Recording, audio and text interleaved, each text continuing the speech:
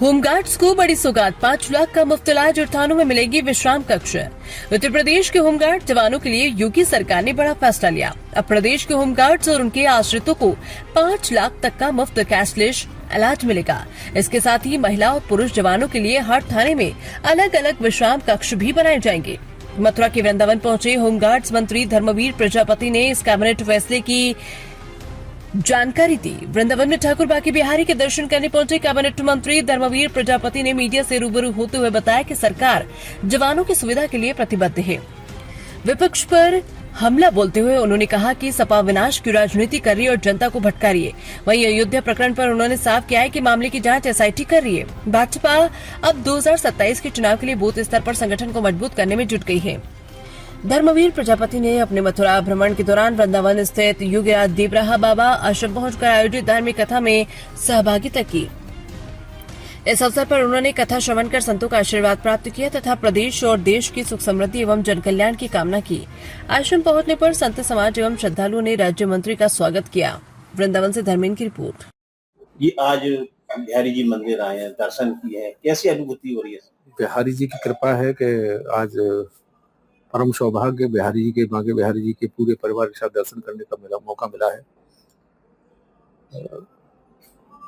देखिए, बिहारी जी के विषय में क्या कहा जाए, योग योगेश्वर भगवान हैं, उनकी महिमा अपरंपार है, त्रिलोकीनाथ हैं, ब्रह्मांड के नायक हैं।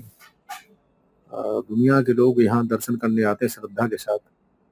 आज हमें भी उनकी कृपा के बिना कुछ हो नहीं सकता।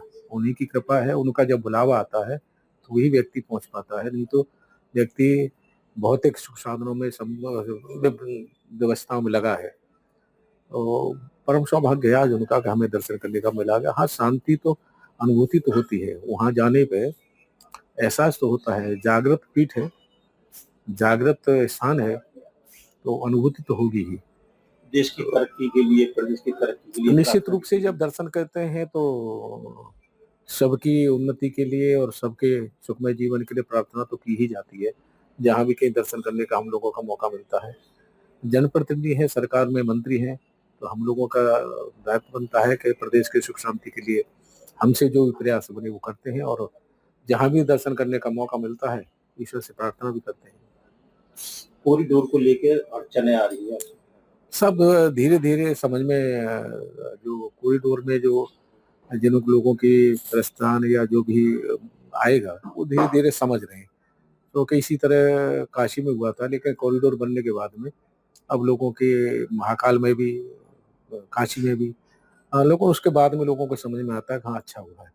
तो धीरे धीरे चीजें समझ में आ जाएंगी, क्योंकि भीड़ ज्यादा रहती है वृंदावन में, भीड़ वो पहले से ज्यादा बड़ी है। तो मैं कह सकता हूँ कि व्यवस्थाएं भी उसी हिसाब से होनी चाहिए। अब गौशाला भी जाएंगे देवरा बाबा के आश्रम में, क्या अनुभूति? निश्चित रूप से महान संत हुए हैं, उनके तो आश्रम में जाना, उनकी रज मिलना ही परम सौभाग्य का विषय है। जिन पे उनकी कृपा होती है उन्हीं को बुलाते हैं। आज बड़े सरकार देवराहा बाबा जी के शिष्य, उनका 2-3 दिन पहले से फोन पे चर्चा हुई थी, तो बस मन में आया कि परिवार के साथ वहां जाया जाए, देवराहा बाबा की समाधि के दर्शन हो और वहां की रज मिले जहां उन्होंने साधना तपस्या की है। धन्यवाद। धन्यवाद।